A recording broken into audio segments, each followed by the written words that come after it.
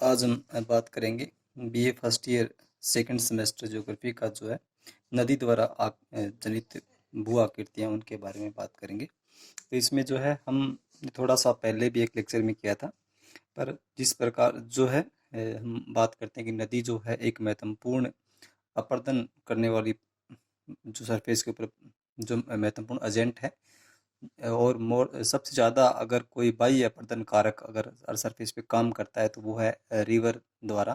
तो यानी more than 60% area जो है इरोजन ऑफ अर्थ सरफेस के ऊपर होता है, वो रिवर के द्वारा होता है। तो हम बात करेंगे कि रिवर जो है जो किस प्रकार से इरोजन करती है। तो यानी रिवर की इरोजन करने की प्रक्रिया कौन कौन सी है, तो हम सबसे पहले इसमें लेते हैं सोल्यूशन या संरक्षण या घुलनशीलता। तो जब भी रिवर जो है कब पानी जो है सरफेस की तरफ ऊपर बहना शुरू करता है, तो उसके रास्ते में कुछ इस प्रकार की रॉक्स चट्टानें होती हैं जो पानी में घुलनशील होती है। जैसे फॉर एग्जांपल जो है सोडियम है, या जो है क्रास्टेड लैंडफॉर्म्स है, यानी जहाँ चूना चूना पत्थर होता है। इस प्रकार के जैसे जैसे ही सोडियम क्लोराइड जो है साधारण नमक जिसको हम इस्तेमाल करते हैं, या फिर जो है ये क्रास्टेड लैंडफॉर्म है यानी चूना पत्थर की चट्टानें का रास्ते में रिवर के आती है, तो रिवर के अंदर जो वाटर जो है रिवर का, उसके अंदर ये जल्दी घुल जाती है। और घुलने से क्या है, जिस जिस रीजन से रिवर गुजरती है उस रास्ते से फिर जहाँ जिस रॉक्स के अंदर इनकी मात्रा अधिक होती है वहाँ से क्या है रिवर का जो इस में इरोजनल प्रोसेस होता है, जिसके कारण चट्टानें कमजोर हो जाती है और फिर टूटने की गति जो है वो तेज हो जाती है। तो यानी संरक्षण या जो घुलनशीलता के कारण, तो जो भी रिवर जो है पानी बहता है उसमें जहाँ भी ऐसी रॉक्स आती है रास्ते में रिवर के, जहाँ जिसमें वो क्या है कि जो चट्टानें उसमें आसानी से घुल जाए, तो इस प्रक्रिया को हम बोलते हैं कोरेजन, या फिर जो है सॉल्यूशन बोलते हैं, या संरक्षण या घुलनशीलता बोलते हैं, जिसके द्वारा रिवर जो है एक अपरदन करती है। दूसरा है हाइड्रोलिक एक्शन, यानी जलीय दबाव के कारण। तो जल जब बहता है तो वो जिस रीजन से बहता है वहाँ जो रॉक्स जो हैं, जिस तरह ये कोई रॉक है और उसके ऊपर से अगर वाटर बह रहा है, तो वो क्या करता है, इसके ऊपर प्रेशर डालता है। और प्रेशर डालने के कारण क्या है कि इस जिस रीजन से बहता है वो उस दबाव के कारण क्या है, वो इरोजन करता है। फॉर एग्जांपल मुख्य तौर पे अगर इसको हम बात करें, तो जहाँ पे विशेष रूप से वाटरफॉल होते हैं, जलप्रपात होते हैं, उस रीजन के अंदर इस प्रकार का जो है इरोजन प्रोसेस हमें देखने को आसानी से मिलता है। जैसे ही रिवर यहाँ से बहती है, तो यहाँ जो दबाव जो होता है पानी के अंदर, यानी पानी का जो वजन या जो वेट जिसको हम बोलते हैं, उसके कारण क्या हुआ कि रॉक उस दबाव से टूट जाती है। जैसे ही यहाँ से अगर एकदम से पानी नीचे छूटता है, तो ये इस रीजन में हाइड्रोलिक प्रेशर के कारण क्या है, यहाँ जो रॉक है वो टूटना शुरू कर देती है। तो यानी जलीय दबाव के कारण भी जब जैसे प्रेशर बढ़ता है वाटर का, उसके कारण भी क्या है कि रॉक्स जो है वो टूटना आरम्भ कर देती है। तो ये भी एक महत्वपूर्ण प्रक्रिया जिसके द्वारा क्या है रिवर जो है अपना अपरदन करती है। और इसके बाद है कोरेजन या अब्रेशन जो है या अपघर्षण। इसमें जब रिवर बहती है इस प्रक्रिया के द्वारा, ये सबसे महत्वपूर्ण इरोजनल प्रोसेस है रिवर के द्वारा जो किया जाता है। तो इसमें रिवर जब इरोजन करती है, तो इस प्रक्रिया में क्या होता है कि रिवर जब बहती है अपने बेड के ऊपर, ये रिवर बेड है, और इसके ऊपर जब रिवर बेड पे कुछ कंकड़ पत्थर होते हैं, और वो कंकड़ पत्थर जब रिवर के साथ साथ मूव करते हैं, तो वो लगातार क्या है, इसकी तलछटी जो है यानी रिवर का जो बेड जो होता है या रिवर का तल जो है उससे टकराते रहते हैं। और टकराने के कारण क्या होता है कि ये जो रिवर बेड जो वो लगातार कमजोर होता रहता है। और ये कंकड़ पत्थर जैसे वाटर का मूव करते हैं इस प्रकार से, तो इसके कारण क्या है, ये निचला जो बेड जो है इसका वो कमजोर होगा, और कमजोर होने के कारण वहाँ अपरदन क्रिया जो है वो शुरू होती है। तो रिवर जो है उसका सबसे महत्वपूर्ण जो है या सबसे इफेक्टिव जो प्रक्रिया जो है वो अपकर्षण के द्वारा, कोरिजन के द्वारा या एब्रेशन प्रक्रिया के द्वारा होती है। तो जो भी रिवर अपने साथ कंकड़ पत्थर लेकर आती है वो कंकड़ पत्थर लगातार क्या है उसके बेड से टकराते हैं, और टकराने के कारण बेड या उसका जो तल जो है रिवर का वो कमजोर होता है, उसके ऊपर जो प्रोसेस होता है। तो ये महत्वपूर्ण। अगला जो प्रोसेस है वो है एट्रिएशन या सहघर्षण बोलते हैं या सन्निकर्षण बोलते हैं। तो रिवर जब बहती है किसी रीजन के अंदर, यानी ये कोई रीजन, तो ये कंकड़ पत्थर जब ये कुछ कंकड़ पत्थर उसके बेड के ऊपर होते हैं, और ये कंकड़ पत्थर जब रिवर मूव वाटर के कारण जो है ये मूव करते हैं, यानी ये गतिशील होते हैं, और गतिशील होने के कारण ये दो प्रकार से इरोजन होता है यहाँ पे। एक तो जिसको अपकर्षण प्रक्रिया, जिसके द्वारा ये जब कंकड़ पत्थर मूव करते हैं यानी यहाँ से आगे जाते हैं तो बेड के साथ टकराते हैं, इसके कारण जो प्रक्रिया उसको हम बोलते हैं अब्रेशन या अपघर्षण बोलते हैं। और जब ये कंकड़ पत्थर गति करते हैं यानी रिवर वाटर के पानी के साथ रिवर के पानी के साथ साथ जाते हैं, तो ये आपस में भी टकराते हैं। तो आपस में टकराने के कारण इन कंकड़ पत्थरों का आकार जो है वो लगातार छोटा होता जाता है। तो यानी जब रिवर के अंदर जो है जो कंकड़ पत्थर आपस में टकराते हैं और टकराने के कारण वो कंकड़ पत्थर लगातार के टूटते रहते हैं और उसका उनका आकार के छोटा होता रहता है। तो इस प्रक्रिया को हम बोलते हैं एट्रिएशन, या इसको हम सन्निकर्षण भी बोलते हैं। तो इस प्रकार भी रिवर का इरोजनल प्रोसेस का काम करती है। और इसके बाद लास्ट जो है वो है साल्टेशन या उछल कूद के द्वारा। तो यानी ये रिवर है और इस रिवर में जब वाटर की गति बहुत तेज होती है तो कुछ कंकड़ पत्थर जैसे तेज गति और स्लोप अधिक होता है तो वो उसके तल के साथ साथ मूव नहीं करते हैं। कई बार जब तेजी से पानी आता है तो यहाँ से एक पत्थर जो है ऊपर उठा और फिर यहाँ जा करके नीचे गिरता है, यहाँ से फिर ये ऊपर उठा, या इस प्रकार की आपके चलती रहती है। तो इस प्रकार को हम बोलते हैं शाल्टेशन या उछल कूद द्वारा। ये प्रक्रिया मुख्य रूप से हम इसको बात करते हैं जो वायुजनित आकृति इरोजनल प्रोसेस में बहुत काफ़ी महत्वपूर्ण होता है। तो इसमें भी क्या है कि वाटर के की जंपिंग करता है, यानी यहाँ से कोई बोल्डर है, यहाँ से उठा रिवर की गति के कारण, या फिर यहाँ जहाँ वो टकराएगा वहाँ रोक कमजोर होगी, फिर यहाँ से ऊपर उठेगा, फिर यहाँ। तो इस प्रक्रिया के कारण क्या है, इस प्रक्रिया से अगर इरोजनल प्रोसेस होता है तो उसको हम बोलते हैं उछल कूद या जो है शाल्टेशन बोलते हैं। तो इस प्रकार जो है रिवर मुख्य रूप से चार वो पांच जो है प्रक्रिया जिसके इरोजन करती है। तो पहला जो है संरक्षण जो है घुलनशीलता है, यानी जो भी रिवर जो का जो रास्ता होता है उस रास्ते में जो भी कोई घुलनशील पदार्थ रॉक्स आती है, चट्टानें आती है, उसको वो अपना घोल लेती है। दूसरा, जैसे ही पानी की मात्रा बढ़ती है तो उसका प्रेशर बढ़ता है, और प्रेशर बढ़ने से भी क्या है रॉक्स में हमेशा टूटती रहती है, तो इसके कारण भी। और तीसरा जो है सबसे महत्वपूर्ण जो है जिसको हम बोलते हैं अपघर्षण जो है। तो इस अपघर्षण प्रक्रिया के द्वारा क्या रिवर क्या लगातार अपना इरोजन प्रोसेस करती है, और ये सबसे महत्वपूर्ण और इफेक्टिव अपरदन प्रक्रिया इसके द्वारा है। एट्रिएशन में क्या भी जो कंकड़ पत्थर रिवर लेकर आती है वो अपने साथ साथ टूटते रहते हैं। तो ये, और फिर साल्टेशन यानी जो कंकड़ पत्थर तेजी से पानी जब बहता है तो वो क्या टकराते रहते हैं जंपिंग के द्वारा। तो इस प्रक्रिया को क्या हम साल्टेशन बोलते हैं। तो रिवर मुख्य रूप से अपर जो है रीजन में कौन कौन से लैंड फॉर्म्स का निर्माण करती है उसकी हम बात करते हैं। तो सबसे पहले रिवर जो है कैनियन या गॉर्ज का निर्माण करती है। तो कैनियन और गॉर्ज जो है रिवर अपनी युवा अवस्था के अंदर यानी यूथफुल फुल स्टेज में जो है इसका निर्माण करती है। और यहाँ क्यों होता है कि इस दौरान जो है यहाँ जिस तरह ये कोई पर्वतीय क्षेत्र है और यहाँ जो स्लोप जो होता है वो स्टीप होता है, और रिवर आमतौर पे यहाँ पे क्या वर्टिकल यानी गहराई में इरोजन करती है। और यहाँ जो है एक लगभग आई शेप्ड यानी इसके दोनों तरफ लैंडफॉर्म जो है और आई शेप्ड वे में इरोजन करती है या आई शेप्ड वैली का निर्माण करती है, जिसको हम कैनियन या गॉर्ज बोलते हैं। और ये मुख्य रूप से क्या है जो डेजर्ट एरिया या सूखा क्षेत्र जो होता है या जहाँ उस क्षेत्रों में इस प्रकार के का निर्माण होता है। दुनिया के अंदर जो है कोलोराडो रिवर के ऊपर जो है ग्रांड कैनियन विश्व प्रसिद्ध है। तो यानी जब आई शेप वे के अंदर रिवर इरोजन करती है तो इस प्रकार के जो भूखंड का घाटियों का निर्माण उसको हम बोलते हैं कैनियन बोलते हैं। तो कैनियन जो है और मुख्य रूप से इस प्रकार की जो रिवर जो है या गॉर्ज जो है सिंधु जो रिवर इंडिया का पाकिस्तान में जो बहती है इंडिया और पाकिस्तान में, वो भी हिमालयाज के अंदर जो है एक जो विशाल गॉर्ज का निर्माण करती है। तो कैनियन और गॉर्ज जो है उनके इस प्रकार के फीचर है जो मुख्य रूप से के जो ड्राई रीजन्स जो है उनके अंदर इसका डेवलपमेंट होता है। फिर वी सेप्ट वैली, तो वी सेप्ट वैली जो है ये भी रिवर की युवा अवस्था के अंदर है इसका निर्माण होता है। और यहाँ जब रिवर अपने उद्गम स्थल से आगे चलती है और थोड़ा स्लोप में थोड़ी कमी आती है तो रिवर पूर्णतः जो है वर्टिकल इरोजन नहीं करती है यानी आई शेप में इरोजन नहीं करती है, बल्कि वो क्या करती है वी शेप में यानी कुछ मात्रा में अपनी साइड की वॉल्स जो है यानी दीवारें जो है घाटी की उसके ऊपर इरोजन करती है, और मुख्यतः जो है वो गहराई में इरोजन करती है। तो अंग्रेजी के अक्सर वी जैसी आकृति जो है उसके कारण डेवलप होती है, जिसको हम बोलते हैं वी शेप्ड वैली बोलते हैं। तो ये भी मुख्य रूप से क्या, रिवर अपनी यूथफुल स्टेज के अंदर इसका निर्माण करती है।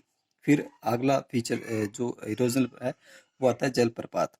तो जब रिवर का पानी या जब रिवर बहती है तो जब उसके स्लोप जो है उसका रीजन का वो एकदम से स्टीप स्लोप होता है, या वाटर जो है एकदम से ऊपर से नीचे गिरने की जो प्रक्रिया जो होती है उसको हम बोलते हैं वाटरफॉल बोलते हैं, यानी जलप्रपात का निर्माण करती है। तो इस प्रकार जलप्रपात भी जो है वो दो प्रकार के होते हैं, एक होता है स्टेबल और एक होता है अनस्टेबल, यानी स्थायी और अस्थायी। जब रॉक्स का जो वितरण जो है इस प्रकार हो, हॉरिजॉन्टल रूप से अगर रॉक हार्ड रॉक और सॉफ्ट रॉक अगर इसमें हो, यानी ये सॉफ्ट रॉक है, ये हार्ड रॉक है, इस प्रकार अगर उसका विस्तार होता है तो ये इस प्रकार के जो वाटरफॉल है वो उसको हम बोलते हैं अस्थायी। क्योंकि जैसे ही यहाँ वाटर का रिवर नीचे गिरेगा तो नीचे ये जो यानी जो सॉफ्ट रॉक है इसका इरोजन हो जाएगा, और हार्ड रॉक का इरोजन क्या है, नहीं होगा। तो इसके कारण ये नीचे वाली रॉक, तो इसके कारण ये इसका स्पेस खाली हो जाता है नीचे, और फिर हाइड्रोलिक प्रेशर के कारण ये इसका अगला हिस्सा जो है टूट के जो है गिर जाता है। तो इस प्रकार का जो वाटरफॉल उसको हम बोलते हैं अनस्टेबल या अस्थायी, या फिर पीछे हटता हुआ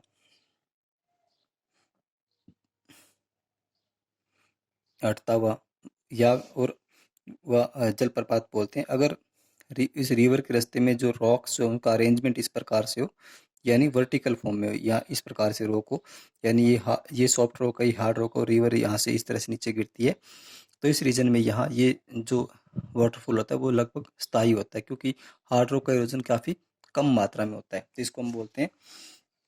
और फिर हमारी अगली टर्म है प्लंग पूल। तो जब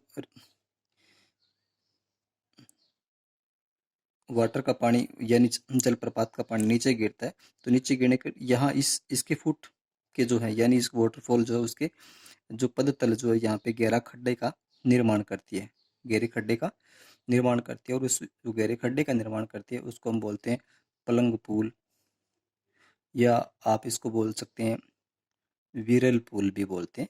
तो इस प्रकार के फीचर जो है ये जब फुट हिल पे जब वाटर नीचे गिरता है तो इस यहाँ इस प्रकार के जो उसका निर्माण होता है। फिर है रेपिड्स, यानी इसको हम रेपिड्स के छोटे छोटे वाटरफॉल होते हैं, यानी जिस तरह किसी रीजन के अंदर जो है रॉक का अरेंजमेंट जो है एक हार्ड रॉक, फिर soft rock, hard rock, soft rock, तो इस प्रकार स्टेयर लाइक यानी पेड़ी नुमा छोटे छोटे वाटरफॉल का निर्माण अगर करती है तो इसको हम रेपिड्स बोलते हैं। फिर एल्यूवियल कौन या जलोढ़ पंख जो है, तो रिवर जब यानी ये कोई पर्वतीय क्षेत्र जो है, और पर्वतीय क्षेत्र से रिवर जब मैदानी क्षेत्र में प्रवेश करती है तो प्रवेश करते वक्त अपने साथ बड़े बड़े कंकड़ पत्थर लेकर आती है, और वो इसमें यहाँ एक रूप में जमा कर देती है। तो जब इनका एंगल या इनका कोण जो है 35 डिग्री से कम होता है तो इसको हम बोलते हैं, यानी एक त्रिभुज नुमा आकार में जो है यहाँ से रिवर आती है, और वो कंकड़ बड़े बड़े कंकड़ पत्थर और बोल्डर जो है यहाँ जमा करते थे, इस प्रकार की आकृति जमा होती है, इसको हम बोलते हैं जलोढ़ पंख। और जब ये जलोढ़ पंख का लगातार जब विस्तार होता रहता है और ये इनका ढाल स्टीप हो जाता है, यानी इनका एंगल 35 डिग्री से बढ़ जाता है, तो इस प्रकार जो है इसको हम बोलते हैं जलोढ़ शंकु। तो यानी पहले जलोढ़ पंख का निर्माण होता है और बाद में जलोढ़ शंकु का। ये कहाँ होगा, जब रिवर जो है ये अपने यूथफुल पर्वतीय क्षेत्र से जब मैदानी क्षेत्र में प्रवेश करती है तो अपने फुट हिल्स के ऊपर क्या करती है, वो अपने साथ कंकड़ पत्थर और बोल्डर लेकर आती है, तो उनको वो जमा करती रहती है। और इस प्रकार जब इनका आकार जब छोटा होता है तो इसको हम पंख बोलते हैं, और जैसे इनका साइज बढ़ता जाता है तो इसको हम जलोढ़ शंकु एल्यूवल कोन बोलते हैं। तो इस प्रकार के जो है ये ये जो फीचर जो है नदी के डिपोजिशनल प्रोसेस के द्वारा, यानी नदी निक्षेपण प्रक्रिया के द्वारा जलोढ़ पंख और जलोढ़ शंकु का निर्माण करती है। फिर अगला फीचर है नेचुरल लेवीज, यानी प्राकृतिक तटबंध। प्राकृतिक तटबंध जो है रिवर मुख्य रूप से जब किसी रीजन से बहती है, जब मैदानी एरिया में प्रवेश करने के बाद बहती है, तो रिवर में जब भी बाढ़ आती है, ये रिवर है, और इस रिवर की जो ये हमारी रिवर है और इस रिवर के ऊपर जो है ये इसके तटबंध है। अब रिवर का पानी जब इसके अंदर से बहता है, जब इसमें फ्लड आता है तो रिवर अपने साथ जो भी सिल्टेशन लेके आती है, यानी कंकड़ पत्थर मिट्टी लेके आती है, वो जब बाढ़ आती है तो वो इसके किनारों के ऊपर यानी उसके तट जो है उसके ऊपर वो जमा करती रहती है, जिसके कारण क्या होता है, रिवर के तट उनकी ऊंचाई लगातार बढ़ती रहती है। तो इसको हम बोलते हैं प्राकृतिक तटबंध या नेचुरल लेवीज बोलते हैं। तो इस प्रकार के तटबंध जो है जो इटली के अंदर एक रिवर है, पो रिवर है, उसके ऊपर मुख्य रूप से देखने को मिलते हैं। तो रिवर में हर साल जब बाढ़ आती है तो वो अपने साथ जो भी मिट्टी लेकर आती है, वो जब पानी सराउंडिंग क्षेत्र में फैलता है तो वो यहाँ इस के तट के ऊपर मिट्टी और लगातार तट का क्या है, फिर इसका आकार, इसकी हाइट बढ़ती जाती है। तो इसके कारण इसको हम बोलते हैं प्राकृतिक तटबंध बोलते हैं। और फ्लड प्लेन यानी कोई रिवर जो है, ये उस रिवर के जो सराउंडिंग जो रीजन है और उसमें जब बाढ़ आती है, उस बाढ़ आने के कारण जिस रीजन में जो है मिट्टी रिवर का पानी फैलता है और उसके साथ जो मिट्टी जो रिवर लेकर आती है वो जमा करती है, तो उसके कारण क्या, एक अच्छी एल्यूवियल सोयल जो है फर्टाइल या उपजाऊ मिट्टी का मैदान का निर्माण करती है, जिसको हम बाढ़ का मैदान बोलते हैं। यानी जिन जो मैदानी एरिया है उनका निर्माण जो है रिवर में आने वाली बाढ़ों के द्वारा हर साल किया जाता है। ऐसे ऐसे मैदानों को हम क्या बोलते हैं, बाढ़ का मैदान बोलते हैं। जैसे हम पीछे हमने बीए फर्स्ट में पढ़ा था, एक बांगर का मैदान और जो है जिसको हम पुरानी जलोढ़ मैदान बोलते हैं, और दूसरा जो है नवीन जलोढ़, बांगर और खादर। खादर जो है नवीन, तो जहाँ जिस रीजन में हर साल बाढ़ आती है और रिवर अपनी मिट्टी जो है उस रीजन में जमा करती रहती है, तो इस प्रकार के मैदान को हम बोलते हैं बाढ़ का मैदान। फिर म्यांडरिंग रिवर या विसरप रिवर बोलते हैं, विसरप रिवर बोलते हैं। तो नदी जब भी पर किसी रीजन जो है ऐसा, जो पर्वतीय क्षेत्र जो है उस पर्वतीय क्षेत्र से निकलने के बाद जब मैदानी एरिया में प्रवेश करती है, जैसे गंगा हिमालय से निकलने के बाद, मतलब हरिद्वार के बाद वो पर्वतीय क्षेत्र को छोड़ के और जब मैदान में प्रवेश करती है, तो रिवर कोई भी नेचुरल जो फ्लो ऑफ वाटर जो होता है वो हमेशा कभी स्ट्रेट नहीं होता है, ऐसे नहीं बहता वो क्या बहता है, एक इस प्रकार से बहती है वो रिवर जो है, इस प्रकार से बहती है। तो रिवर जो है एक जिग जैग व्यवस्था में बहती है, यानी तो इसको हम क्या बोलते हैं, इसको म्यांडरिंग बोलते हैं। तो रिवर जब है अपने आड़े टेढ़े रास्ते से या जो है एक घुमावदार रास्तों से जब बहती है, तो इसको हम क्या बोलते हैं, म्यांडरिंग बोलते हैं। तो इसको हम बोलते हैं कि रिवर जब भी जो है मैदानी एरिया में प्रवेश करती है तो वो सीधी स्ट्रेट न बहकर वो एक घुमावदार रास्ते से के सर सरफेस के ऊपर या मैदानी एरिया में बहती है। तो उस ये घुमावदार जो रास्ता है उसको हम क्या बोलते हैं, म्यांडरिंग या म्यांडरिंग रिवर बोलते हैं। और फिर म्यांडरिंग रिवर में जो है ऑक्सबो लेक, गोखुर लेक, अब गोखुर लेक का निर्माण भी यहाँ पे रिवर करती है। तो कैसे करती है, जैसे ये रिवर है, ये ये ये रिवर जो है ऐसे बह रही है, तब यहाँ ये रिवर जब बहती है तो ये क्या करती है, यहाँ इस रीजन में बहती है, तो इस ये जो है और फिर ये ऐसे बहती है। तो यहाँ जब रिवर आएगा, रिवर का वाटर आएगा, तो इस रीजन में यहाँ सामने जो है ये इसकी इस रीजन के ऊपर ये क्या करती है, इरोजन करती है। क्या करती है, इरोजन करती है, यानी जो कन्वेक्स स्लोप जो है, कनकेव स्लोप जो उसके ऊपर यहाँ पे इरोजन करती है, और यहाँ यहाँ इस तरफ से रिवर बहेगी, तो ये जो सामने वाला पोर्शन जो है इसको हम बोलते हैं कन्वेक्स या उत्तल उत्तल रीजन, जो इसके ऊपर यहाँ पे सामने वो इरोजन करती है, और यहाँ जो है वो अपर्दन करती है। यहाँ से जब आती है तो यहाँ सामने वो अपर्दन करती है। तो इस प्रकार का ये जो रिवर है यहाँ लगातार इरोजन करती है, जब यहाँ ऐसे आएगी तो ये इरोजन करती है। इसी प्रकार ये जो है यहाँ से जब पानी आएगा तो इस छोर के ऊपर जो है इसका उत्तल जो है उसके ऊपर के इरोजन करती है और यहाँ पे डिपोजिशन करती है। तो लगातार जब इसके ऊपर इरोजन होता रहता है तो ये आगे बढ़ता रहता है, और इधर से रिवर का वाटर इधर आता है, तो इस रीजन इसके ऊपर इरोजन करता रहता है। तो ये धीरे धीरे क्या है, ये दोनों जो है आपस में मिल जाते हैं और रिवर फिर यहाँ से सीधा बहना। तो ये साइड में जो इस मियांडर का बसता है, इसको हम बोलते हैं गोखुर लेक, गोखुर लेक, या जिसको हम इंग्लिश में बोलते हैं ऑक्सबो लेक, यानी तो ये जो है इसको ऑक्सबो, तो इस प्रकार जो का फीचर जब रिवर बनाती है तो इसको हम बोलते हैं ऑक्सबो लेक। और फिर है गुफित रिवर या ब्रेडिट रिवर। तो नदी जब जैसे जैसे समुद्र की तरफ जाती है तो उसकी चौड़ाई बढ़ती जाती है। तो चौड़ाई बढ़ने के कारण क्या होता है, उसके रास्ते में जैसे कोई ऑब्स्टेकल आता है तो अपना रास्ता चेंज कर लेती है। तो इस रिवर के रास्ते में छोटे छोटे जो है द्वीप से बन जाते हैं इस प्रकार से। तो नदी फिर इनके बीच में से ऐसे बहना शुरू कर देती है। तो इस प्रकार के रिवर जो है उसको हम बोलते हैं गुफित रिवर बोलते हैं। और फिर हमारा है डेल्टा। डेल्टा किसे कहते हैं, तो डेल्टा जो है, डेल्टा जब रिवर ओशन में एंट्री अपना पानी मतलब मिलती है उससे पहले या डिबाउंस करती है उससे पहले वो क्या है, उसका स्लोप बहुत मद हो जाता है या बहुत कम होता है।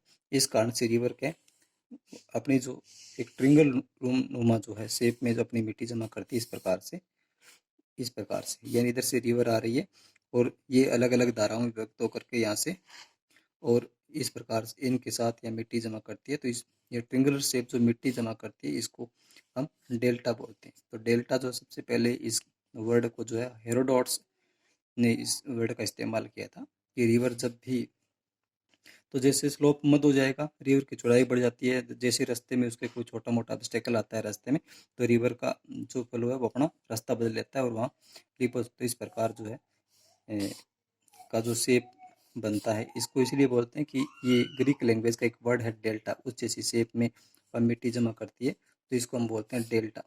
तो विश्व के अंदर जो है गंगा और ब्रह्मपुत्र जो डेल्टा रीजन है जिसको हम बोलते हैं सुंदरबन डेल्टा, वो विश्व का सबसे बड़ा डेल्टा या क्षेत्र है। तो इस प्रकार से रिवर अपने रास्ते में जो है उसके उद्गम स्थल से लेकर के और उसके समुद्र में मिलने तक या उसके वाटर को डिबाउंस करने तक जो है डिफरेंट टाइप्स के लैंड फॉर्म्स का निर्माण करती है। तो हमने ये आज इस पे बात की और कल हम बात करेंगे कि क्रास्ट लैंडफॉर्म या फिर जो है वायु द्वारा जनित आकृतियाँ जो है वो किस प्रकार की है। Thank you.